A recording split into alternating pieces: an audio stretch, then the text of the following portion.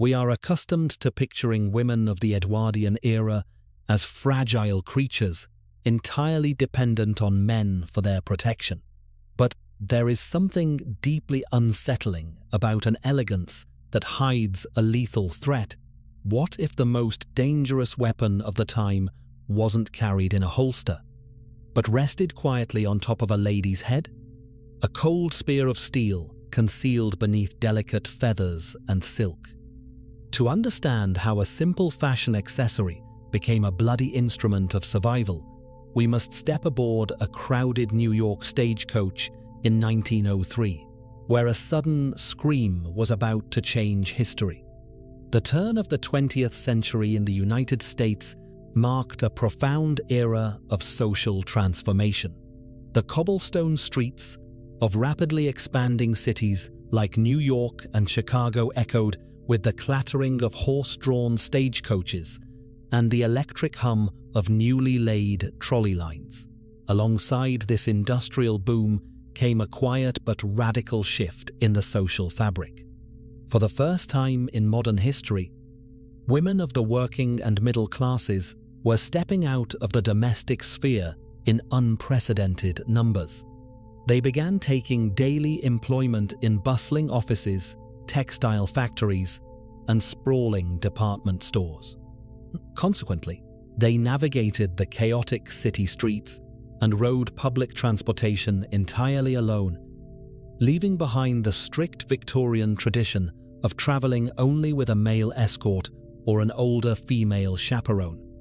However, this liberating newfound independence carried a suffocating dark side. The daily commute quickly devolved into a terrifying gauntlet. As public streetcars, omnibuses, and trains grew increasingly cramped during the morning and evening rush hours, a specific type of opportunistic predator emerged to take advantage of the tightly packed crowds. Society and the newspapers of the day coined a slang term for these men: mashers. These perpetrators were rarely the stereotypical criminals lurking in shadowy alleyways. Instead, mashers were often outwardly respectable, well-dressed men holding steady, professional jobs. They understood how to use the sway and crush of a packed carriage as the perfect cover. A masher would deliberately position himself next to an unaccompanied young woman, using the physical pressure of the crowd to press his body against hers.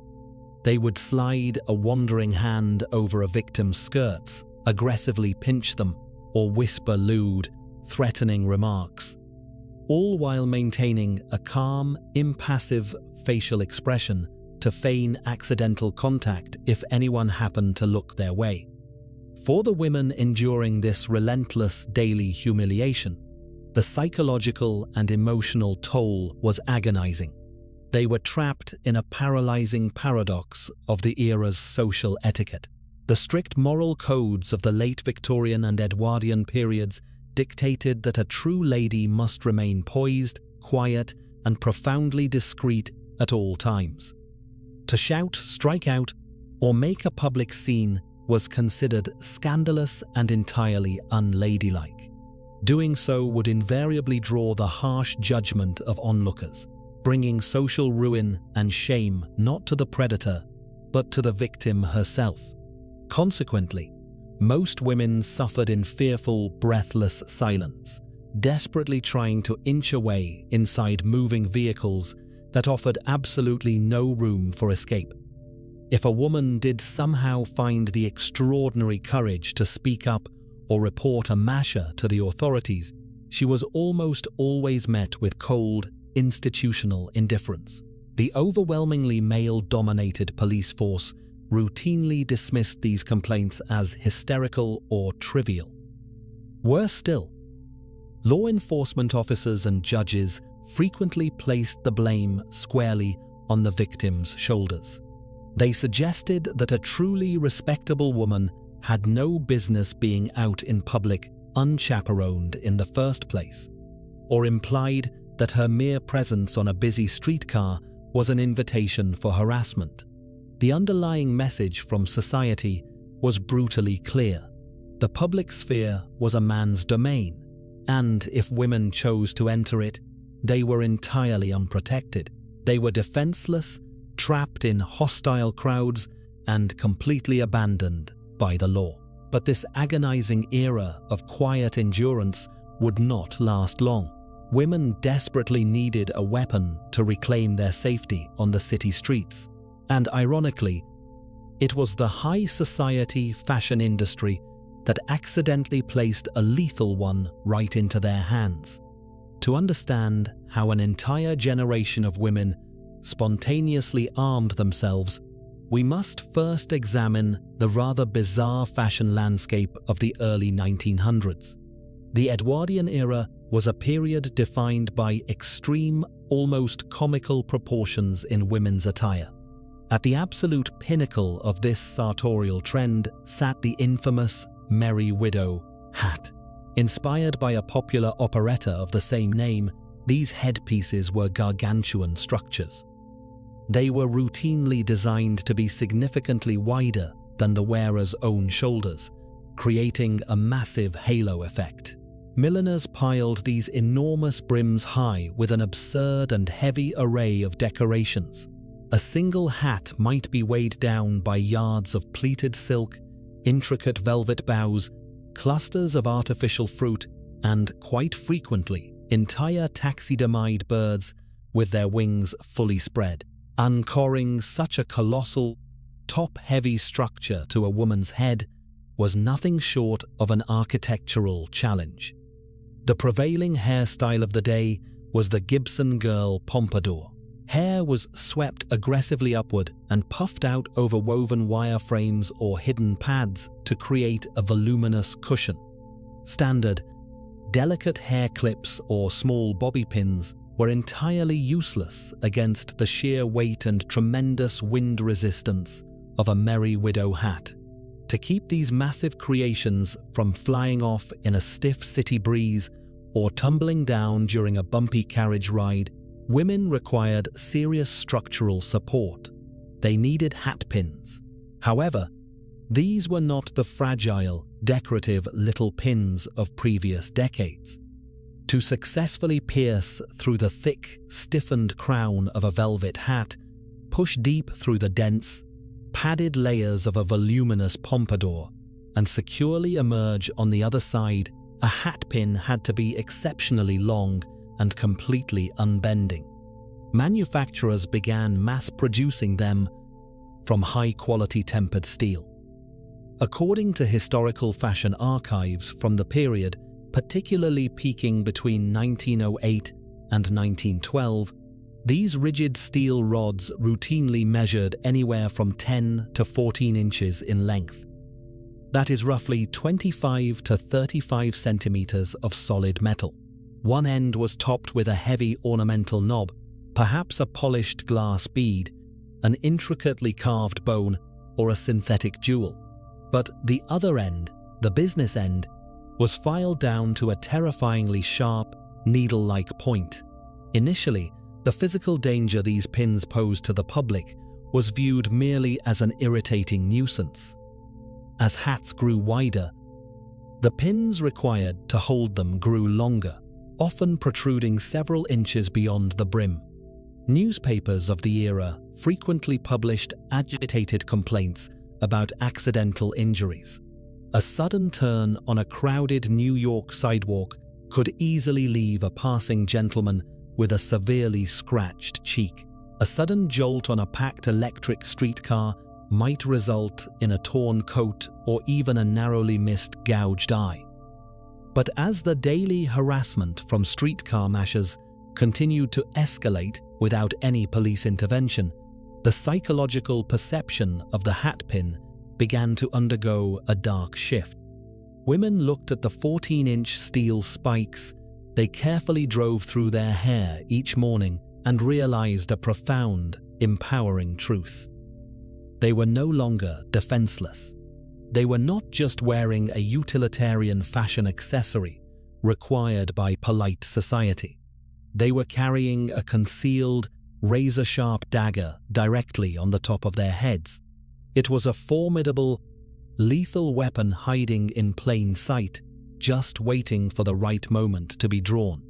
And the first person to publicly prove the devastating, bloody power of this makeshift dagger was a young woman from Kansas. The year was 1903. New York City was a roaring, unrelenting metropolis, a stark contrast to the quiet, open plains of Kansas, where a young woman named Leoti Blaker had grown up. Leoti was visiting the city, taking in the towering architecture and the relentless, mechanical pace of urban life. By all accounts, she appeared to be a polite, unassuming country girl with a gentle demeanor. She was exactly the type of vulnerable, out-of-town target a seasoned predator would actively seek out on the crowded city streets. On a particularly busy afternoon, Leoti boarded a horse-drawn stagecoach traveling up the prestigious and wealthy Fifth Avenue. The carriage was severely overcrowded, a miserable but common occurrence at the time. Passengers were packed tightly, shoulder to shoulder, swaying in unison with the rhythmic clatter of heavy hooves on the cobblestones. The air inside the enclosed cabin was thick, suffocatingly close with the smell of damp wool coats, cigar smoke, and stale perfume. It was the perfect claustrophobic hunting ground for a masher. Shortly after she took her standing position, an older gentleman pushed his way through the tightly wedged crowd to stand directly beside her. He was impeccably dressed, sporting a tailored suit and the refined, confident demeanor of a wealthy businessman. But beneath the veneer of high-class respectability lay a brazen, calculated predator. At first, it began with what seemed like an accidental brush of his arm against her side as the carriage jolted over an uneven patch of road. Leoti, adhering to the ingrained etiquette of a proper lady, silently shifted her weight, attempting to create a fraction of an inch of distance between them. But the well-dressed man immediately closed the gap. Emboldened by the cramped quarters and her initial silence, his movements became deliberately aggressive. He pressed the heavy weight of his body against hers, his hands beginning to wander beneath the folds of her heavy traveling skirt. He was relying on the oldest weapon in a masher's arsenal, the absolute certainty that a respectable young woman would rather endure silent, agonizing humiliation than dare to cause a public scene. He had severely misjudged Leoti Blaker. Instead of blushing, lowering her eyes, or weeping quietly into a handkerchief, a sudden, cold fury washed over the young woman from Kansas. She realized quickly that the suffocating crowd offered her no physical escape, and the oblivious passengers around her offered no salvation. If she wanted the assault to stop, she would have to be her own protector. With a chilling, calculated calmness, Leoti slowly raised her gloved hand to the top of her elegant, broad-brimmed hat. Her fingers found the decorative glass head of her hat pin. She gripped it firmly and began to pull. A terrifyingly long, 14-inch spear of rigid, polished steel slid silently out from the thick padding of her hair. No one in the cramped stagecoach noticed the deadly weapon being drawn right in front of their eyes. Without a single word of warning, Leoti tightened her grip, brought her arm down, and drove the needle-sharp spike of steel directly into the flesh of the older man's arm. She did not merely prick him, she plunged the metal deep into his muscle with astonishing force. A sudden, blood-curdling shriek shattered the muffled ambience of the Fifth Avenue stagecoach.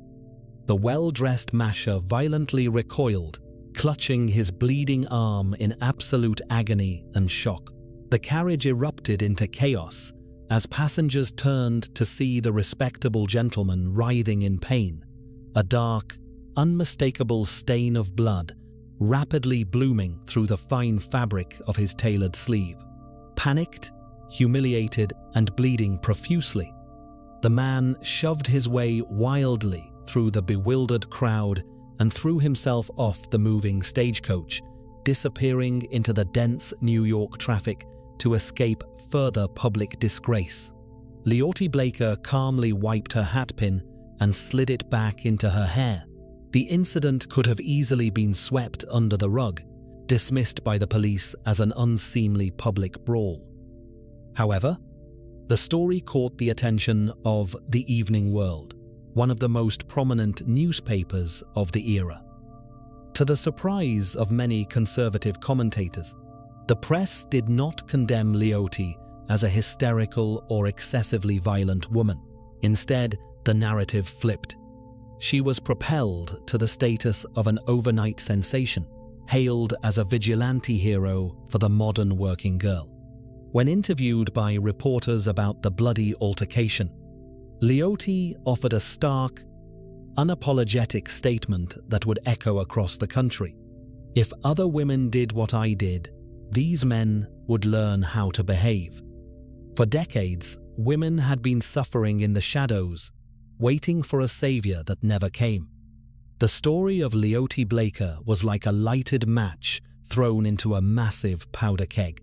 Leoti Blaker's bold act of defiance did not remain an isolated incident. Rather, it triggered a rapid and unprecedented nationwide domino effect. From the bustling, soot-stained avenues of New York City to the steep, foggy streets of San Francisco, women eagerly read the sensational newspaper reports of the Fifth Avenue stabbing. In doing so, they collectively realized the immense power resting quietly just above their foreheads. Almost overnight, the hatpin transformed from a cumbersome sartorial necessity into a deliberate, carefully maintained instrument of self-defense. Women from all walks of life, whether they were exhausted factory workers, middle-class typists, or wealthy socialites, began actively weaponizing their elaborate headpieces. They ensured that their longest, sharpest steel pins were polished and easily accessible, ready to be drawn at the slightest unwarranted touch in a crowded public space. Soon, astonishing reports of women successfully defending themselves with these makeshift daggers began flooding police precincts and newsrooms across the country. In one notable incident on a desolate Chicago street, a young woman walking home through a dimly lit alleyway was suddenly ambushed by a violent mugger. Instead of surrendering her purse in terror, she swiftly unpinned her hat and drove a 10-inch steel spike deep into the attacker's cheek, leaving him howling in pain and fleeing into the night.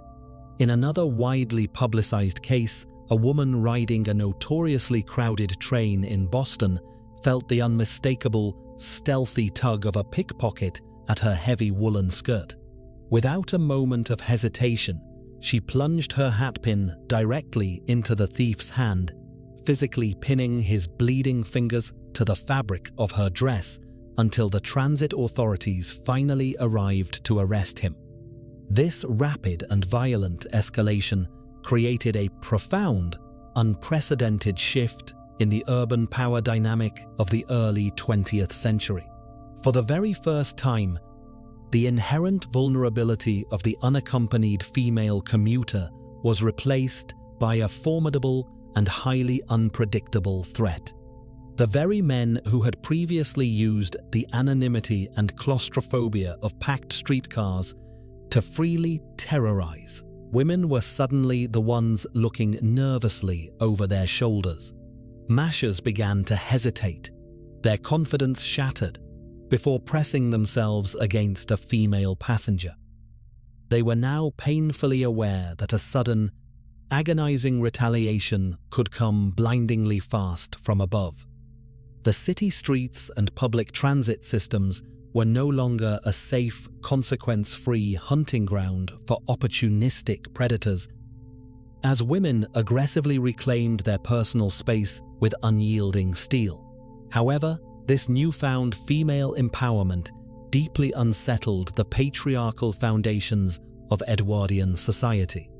The male-dominated press, which had initially amused itself by publishing whimsical stories of brave country girls fighting off city scoundrels, quickly and decisively changed its editorial tone. As the stabbings increased in frequency and severity, newspaper publishers completely stopped framing these bloody acts as legitimate self-defense. Instead, they began a concerted effort to paint women as hysterical, trigger-happy vigilantes who posed a severe menace to the general public. Sensationalized headlines began warning of innocent gentlemen being accidentally blinded or fatally maimed by careless women wielding deadly weapons. Editorials aggressively decried the tragic loss of traditional, gentle femininity, and soon a dramatic new phrase was coined and plastered across front pages nationwide: the Hatpin Peril. The narrative had been successfully twisted, cleverly turning the original victims of public harassment into the supposed aggressors in the eyes of polite society. But the men of the era did not merely rely on the ink of sensational newspaper columns to launch their counterattack. They were about to strike back using the full, uncompromising force of legislative power. It is a deeply frustrating and recurring pattern in history that when a vulnerable group finally finds a way to defend itself, the establishment often moves not to protect the victims, but to disarm them. As the media frenzy surrounding the Hatpin Peril reached a fever pitch, the male-dominated political sphere decided it was time to intervene. However, in a display of staggering hypocrisy, the lawmakers did not draft legislation to increase police presence on streetcars. They did not impose harsher penalties on the mashers who committed sexual assault in public spaces. Instead, they turned the full, crushing weight of the law against the victims. The epicenter of this legal absurdity was Chicago. In the spring of 1910, the Chicago City Council officially passed a draconian ordinance that sounds almost comical to the modern ear, but carried incredibly severe consequences for the women of the era. The new law made it a criminal misdemeanor for any woman to wear a hatpin that extended more than 9 inches from the crown of her head, unless the sharp steel point was securely covered by a blunt, city-approved guard. Almost overnight, the streets of Chicago transformed into a bizarre, dystopian dragnet. Police officers, who for years had routinely ignored the desperate pleas of women being harassed by mashers, were suddenly mobilized with zealous efficiency. Armed with measuring tapes and wooden rulers, policemen began actively stopping respectable women on bustling sidewalks and pulling them off crowded electric streetcars to inspect their heads. If a woman's hatpin was deemed excessively long or lacked a protective guard, she was immediately placed under arrest. Women who had never committed a single infraction in their lives were publicly humiliated, escorted into horse-drawn police wagons, and dragged into courtrooms alongside violent thieves and hardened criminals. Among those swept up in this ridiculous crackdown was a young woman named Nan Davis. Nan was stopped by a transit officer, her fashion accessory meticulously measured, and found to be in violation of the new 9-inch rule. She was hauled before a municipal judge and threatened with a crushing penalty. The fines for violating the hatpin ordinance were aggressively steep, reaching up to $50. To put that into historical context, $50 in 1910 was an astronomical sum for a working-class woman, often equating to more than a month's entire wages. It was a financial death sentence for simply trying to commute to work safely. But if the city council expected these women to quietly pay their fines, lower their heads, and submit to this patriarchal disarmament, they were sorely mistaken. The women of Chicago were outraged, and the municipal courtrooms quickly became theaters of fierce, unapologetic defiance. When women like Nan Davis were brought before the magistrate, many absolutely refused to act like the contrite criminals the law made them out to be. In acts of bold, public rebellion, some women pulled the offending pins from their hair, gripped the ends, and furiously snapped the thick steel in half right in front of the judge's bench. Others flatly refused to pay the exorbitant fines on principle, openly declaring to the courts that they would rather be thrown into a damp, freezing jail cell than surrender their only reliable means of self-defense. The entire spectacle perfectly encapsulated the suffocating double standard and the profound moral hypocrisy of the Edwardian era. It was a society that forced women to navigate a public sphere teeming with opportunistic predators, effectively throwing them into a cage with wild beasts on a daily basis just so they could earn a living. Yet, the very moment these women found a makeshift weapon to draw blood and hold their attackers at bay, the legal system rushed in to strip it away from them. The lawmakers made their priorities brutally and abundantly clear. The city was far less concerned with stopping the predators from hunting, and far more concerned with making sure the predators didn't get scratched in the process. Ultimately, it was not the draconian laws, the intimidating police dragnets, or the heavy-handed fines of city magistrates that successfully disarmed the women of America. It was the relentless, inevitable march of time and the shifting tides of culture. As the world plunged into the grim, devastating realities of the First World War, the frivolous, extravagant fashions of the Edwardian era were swiftly abandoned in favor of austerity and practicality. By the time the 1920s roared into existence, a radical new modern woman had taken the stage. The flapper generation famously favored sleek, tightly cropped, bobbed haircuts, entirely discarding the voluminous, heavy pompadours of their mothers. Without the massive hair to anchor them, the gigantic Merry Widow hats vanished, and with them, the terrifying 14-inch steel hatpins quietly faded away into the dusty, forgotten archives of fashion history. But while the physical weapons themselves may have rusted away in antique jewelry boxes, the profound historical legacy of the Hatpin Peril remains indelible. This bizarre, occasionally bloody chapter of the early 20th century was never truly about a fashion trend, nor was it merely about a few isolated acts of vigilante justice. It marked the very first time in modern history that women collectively and unapologetically fought back to claim their fundamental right to the public sphere. They flatly refused to remain silent, passive victims in a society that viewed their daily harassment as a completely acceptable byproduct of urban life. With a simple, sharpened piece of steel, they violently demanded the right to travel safely, to work independently, and to exist without fear on their own city streets. It leaves us to critically ponder the deeply entrenched double standards of the past, many of which still cast a long, unsettling shadow today. What do you think about the staggering, almost laughable hypocrisy of the Chicago City Council's ordinance? A law that aggressively targeted, publicly humiliated, and heavily fined the victims, simply because the patriarchal establishment was far more terrified of a woman who could defend herself than a man who preyed upon her.